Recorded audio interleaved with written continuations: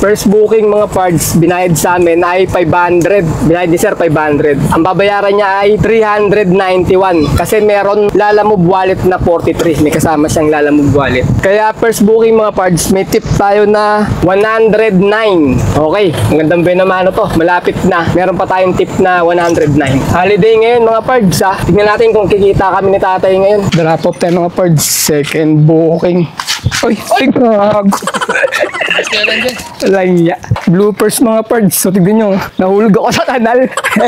Ayun, basali ano ko. Tatay kasi hindi sinabi, may kanal pala ron eh. Wala akong mata mo.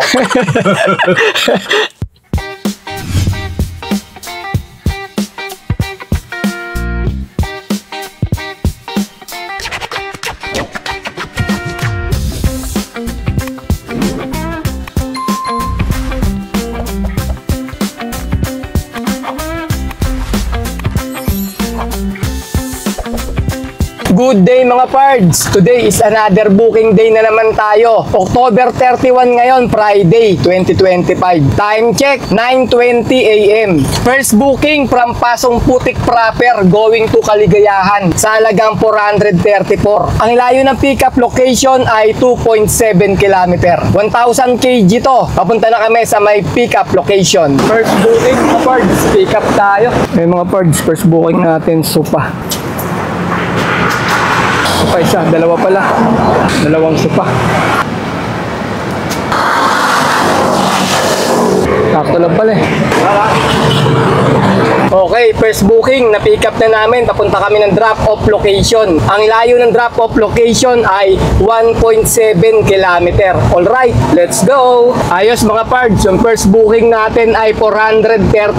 Halos 1 kilometro mahigit lang yung drop-off location natin eh. Hindi umabot ng 2 kilometro. Kaya magandang panimula na booking to mga pards. Yan, dito tayo sa menu ngayon. Bandang Commonwealth, pinakadulo ng Commonwealth to. Yung pick up natin mga pards, dyan lang din eh. Along Commonwealth, pero malapit lang. Paglagpas lang ng Jordan Plains Village eh. Doon na yung pick up location namin. Tapos, ang drop-off, Kaligayahan lang, dyan lang oh. Ayan na mga pards, yung LTO sa Barte. Pakanan na tayo dito. Friday ngayon, October 31, bukas November 1. Sarado na yung yung LTO sa Barte. Walang pasok yung government yata ngayon. Sarado sila eh. Big sabihin, bakasyon. Maaga sila nagbakasyon. Nandun na yun. Nasa mga probinsya na nila yung mga empleyado niyan. Muwi na. Nauna na sila.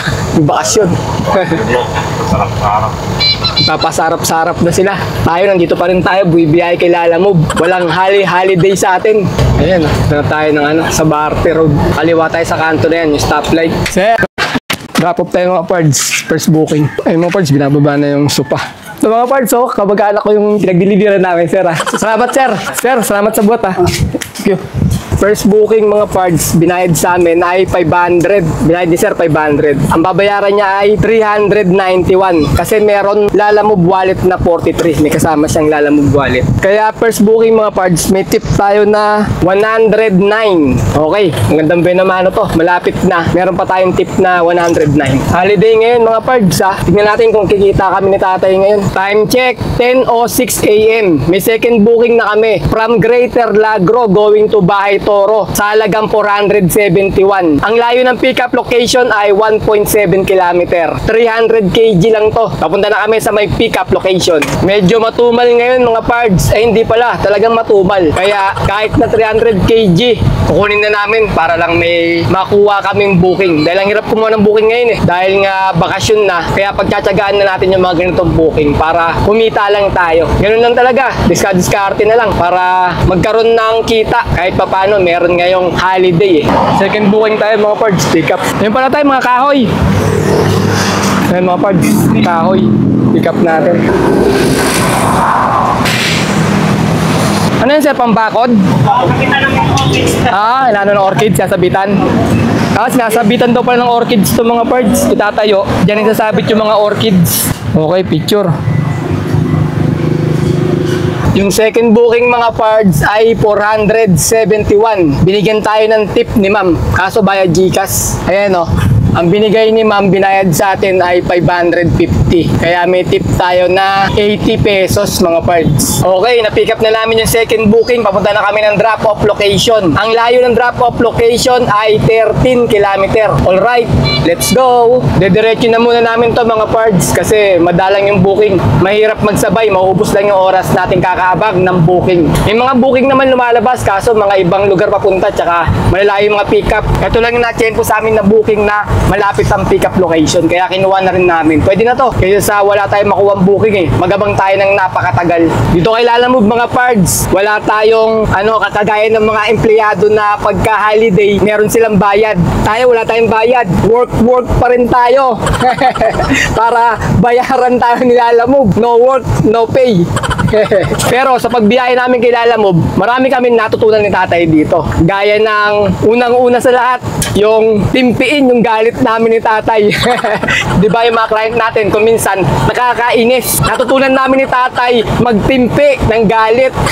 Kahit galit ka na, nakangiti ka pa rin eh. Ang hirap kaya nun. Paano ba yun tay? Gawin yung ganon. Galit ka na, nakangiti. Ganyan na tay eh. Labas mo lang ipin mo kung ipin ka. Nakakulot yung noo mo, pero nakangiti ka. Ang hirap.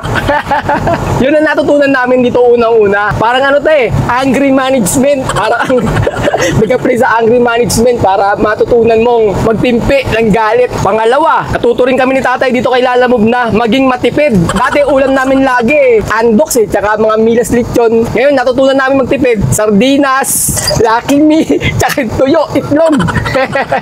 Diba? Literal na matututunan mong magtipid dito kay Lalamove. Wala kayo nakita kaya wala kitimid no? Natuto rin kami ni tatay mag-exercise. Kasi dati nasa bahay lang kaming dalawa nag-cellphone lang kami doon ni tatay Ngayon, natuto kami mag-exercise, di ba? Kahit walang buwat, sabi ng customer, pabuwat naman. Ma'am, walang bayad yung buwat, ma'am Diyan lang lapit-lapit lang gagawin yung mga customer natin. Kahit mabigat. Kaya dito, natuto kaming mag-exercise si tatay.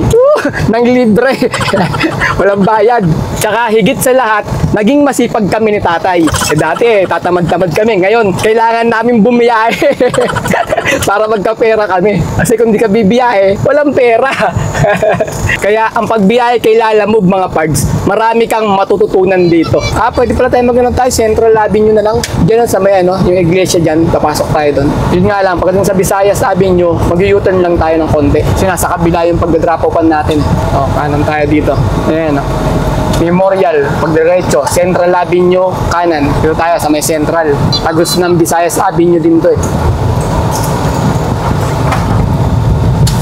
Yan mga pards, dulo ng Central Avenue ay Visayas Avenue na. Kanan tayo dito.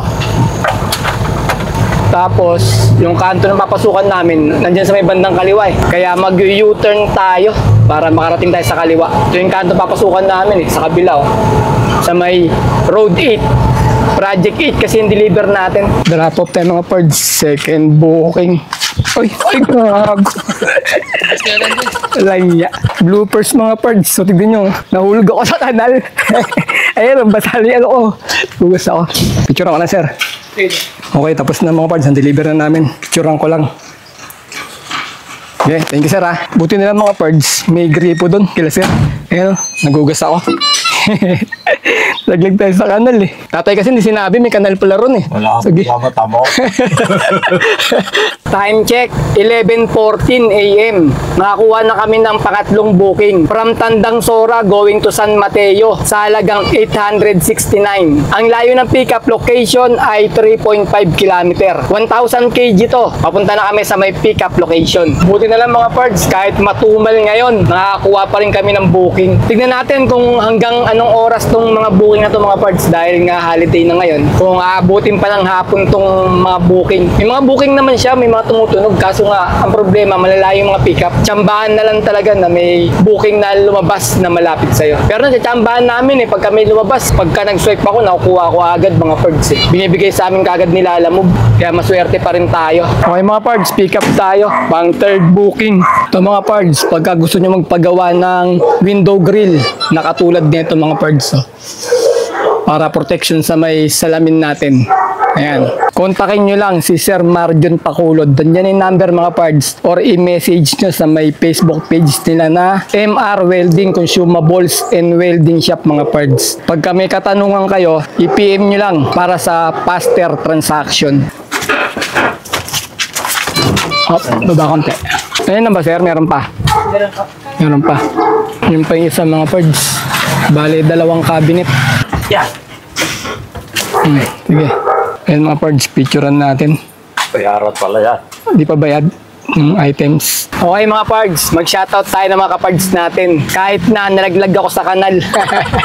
Shoutout pa rin natin itong mga to. Ito mga pards, pinapa-shoutout ni Jerickson Peria, ang DMBP Tracking Services. Tapos pinapa-shoutout ni Patrick Samarita, ang kanyang misis na si Maan Samarita ng Qatar Airways. Tapos shoutout kay Harry Lolid. Tapos shoutout kay Antonio Monte, dating Lalamove rider. Ngayon nasa US na raw siya mga pards. Sarap dyan pards sa US Buwan nyo. Sarap daw ng buhay mo, sabi ni tatay. Tapos shoutout kay Third Say Motovlog. Salamat daw at nakita niya yung lugar niya sa may San Juan. Tapos shoutout kay Angelito Besus. Shoutout daw ang tropang Balls. Tapos shoutout kay Nice11855. Pinapa-shoutout niya si Diana May Cristo Vlog. Tapos shoutout ulit kay Harry Bamba ng North Caloocan. Tapos shoutout kay Ronnie MY Special Son. Home base daw niya sa may Project 8. Tapos pinapa-shoutout ni RTP Lucky ang Family Perez. Tapos shoutout kay Ramil G Caber. Tapos shoutout kay Ronaldo Lascano. Tapos shoutout kay Psych Motovlog mga pards. Tapos kay Scarlett Santos, shoutout sa'yo. Tapos pinapa-shoutout ni Ryan Chowa, si Jehan Jane, kanyang asawa. Tapos pinapa-shoutout ni Tyron James Torres, ang kanyang pinakamagandang asawa na si Heidi at sa anak niya na si Kaylee. Ayun lang mga pards, sa mga gusto magpa-shoutout, mag-comment na kayo sa may YouTube channel natin para madali natin mabasa yan. Habang kumakain kami ni tatay. Nawala na si tatay, lumabas na. Bibili yata ng soft drinks. Kita, sabi ko sa inyo mga pards bibili ng soft drinks si tatay pagka lumabas yan Nakakalibre pa tayo ng soft drinks. Ganyan yung mga isasama niyong pahinante. Kusang bumibili ng soft drinks pagka nauuhaw. Dito na tayo mga pards sa may Luzon Avenue. Ito na yung Luzon. Ang gagawin namin ay dediretso kami ng Commonwealth. Tapos kakanan kami sa may Commonwealth. Tapos mag-U-turn kami sa may bandang iglesia dyan sa may Central Avenue. Lagpas doon ng U-turn malayo. May nagturo sa atin Kalalamove driver din natin nag-comment doon. Dapat daw ang dinaanan ko raw ay ito yung Luzon flyover ng Tandang Soren susunod dyan. Doon daw sa ilalim ng flyover mag-U-turn daw kami. Tapos papasok kami ng Pure Gold para lalabas tayo ng Pure Gold. Paglabas doon Commonwealth na yun Saka tayo mag-U-turn along Tandang Sora lang mga pards. Hindi na tayo aabot sa may iglesia dyan sa may Central Avenue para daw mas madali at mas malapit. Ngayon subukan natin mga pards. Kasi nga yung dadaanan namin papuntang Payatas, doon kami dadaan papunta ng San Mateo Rizal. Kasi doon na malapit yung drop-off namin Along Payatas ang daanan. Kaya ito na, dito yung dadaanan namin. Subukan natin mga pards kung totoo yung kinoment sa atin. Di ko rin alam kung meron. Meron ba tayo? Diyan doon sa may Pure Gold. Patay nagkatapos niya alam. Alam ko doon ng Pure Gold, ayun Sa lang pure. Ayun natatakpan sa likod May tagusan ba dyan? Silipin muna natin. Tutunin ka dito. Oo, U-turn. Meron daw dyan, papasok ka ng Pure Gold. Hindi ko lang alam kung may pasok ka ng Pure Gold dyan kasi malayo pa yung Pure Gold dyan sa kanto na yan Siguro magluloko yan. Ayan Ngayon, saan ang daan ng papuntang Pure Gold dito pag nag-U-turn tayo? Shit yan Siguro. Siguro yung kanto na to. Oo, yan. May kanto siguro dyan papuntang Pure Gold. Testing natin dito. Baka ito, papasukan ng ng patrol. Diyan siguro papasok ng Pure Gold. Testing natin mga pards Wala akong alam. Sinabi lang sa atin ng Kalalamove driver natin na nag-comment. Yun, ito nga yung Pure Gold. Para hindi tayo mag-U-turn dun sa may Central Avenue. Yung malapit na sa circle dun Yung U-turn slot dun malayo. Tama nga mga pards. Kaya pag nadaan kayo ng Congressional, tapos Luzon Avenue, tapos pabalik kayo ng Payatas, dito na kayo mga pards, mag-U-turn nga kayo dito. Ayan yung Pure Gold doon, nasa kaliwa na natin Ayan, tapos lalabas tayo ng Commonwealth. Salamat pards sa turo mo Di ko alam madalas ako dumadaan dito. Doon pa ako nag-U-turn sa may malapit sa may circle. Lagpas ng Central Avenue. Yung iglesia doon, malayo pa. Ngayon, Makaka-U-turn tayo dyan sa may tapat ng Tandang Sora. Ayan, Commonwealth na tayo mga parts. Kasi doon may harang eh. Pag doon ka dumiretso, lumabas ka ng Commonwealth, meron harang sa may ano. Dito kasi maka-U-turn ka na ng Tandang Sora. Kasi ito ka. Ayan, may takip kasi yung ano niya, paglabas mo niya, may takip po. Ayan, may takip po. Oo, may takip pala yun. Hindi ka makakaliko dito. Hindi ka makakagilid. Yan ang ibig sabihin. Doon tayo sa may, ayun yung iglesia, oh, nasa may kanan, malayo po. Lalagpas pa tayo dyan. Malapit na sa may circle. O ngayon, makaka-U-turn tayo dito ng Tandang Sora. Yan, kanan natin, Tandang Sora na yan eh. O, di ba? Tama nga yung turo niya. Kaya napalapit yung U-turn natin.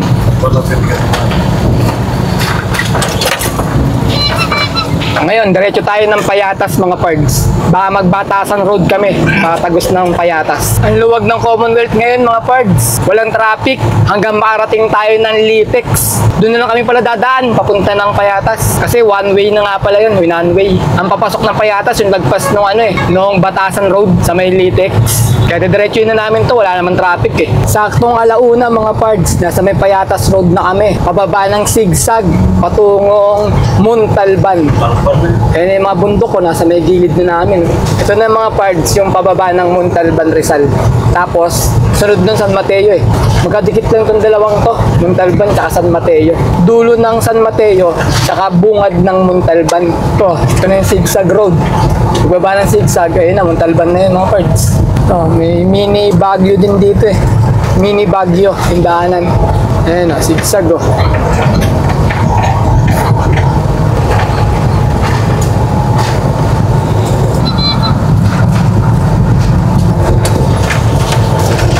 Ayan na yung bundok ng ano, Rizal, Sierra Madre, Mountain Range. Lawak ng Sierra Madre tayo, no? Abot hanggang ano, Aurora Boulevard. Aurora Boulevard. Oo, salamat kayo. Aurora, ano, province. Drop off tayo mga pards. Time check tayo, 1:11 PM. Hindi, dahan-dahan lang. Oh, baba mo muna. Sir? Sige po, papasok ka lang ba, ma'am? Sige, baba mo muna dyan, sir. May pito kamay. Binaliktad data nila to eh. Oo. 100 po. Ito po mama. Thank you po mama. Thank you po.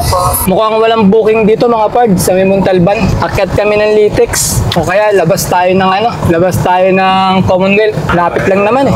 Time check, 1:21 PM. May pang-apat na booking na kami. From North Fairview going to Pasumputik proper sa halagang 337. Ang layo ng pickup location ay 2.5 km. 300 kg lang to. Papunta na kami sa may pickup location. Nandito na kami mga pards sa may Fairview. Gumapang kami mula Muntalban hanggang dito. Wala kami nakuha. Dito lang kami nakakuha ng booking nung nasa may Fairview na kami. At papunta na kami sa may pick-up location namin. Pick-up tayo mga parts ng pang-apat na booking natin. Mga frozen goods, tsaka dry goods. Pagka matumal, 300 kg, pwede na. Malapit lang naman to, di ba ma'am? Malapit lang to yung drop-off. Kano booking niyo? Kayo mong babayad ma'am? Kayo mong babayad? Hindi po, doon po yan babayaran sa ano. Mura lang to ma'am. Kuya, yung itlog ha, dito ko na ilan. Sige ma'am. Pasag ha. Sige ma'am. Tapos ito yung DR. Sige ma'am, ipit mo na lang yung ano dyan ma'am. DR ma'am. Sa may itlog. Ano babayaran yan? Sige ma'am. 300 kg lang to mga parts, malapitan. Ayan yun. Magkano yun? 300 plus ma'am, may mga ganun. 350 yata. Malapit lang naman, Oo. Terraces lang naman. Terraces lang. Terraces. Regalado Highway, dire-diretso, tumbok, ano na, Terraces na. Doon ang drop-off natin, malapit lang. Hindi ma'am, wala na ma'am?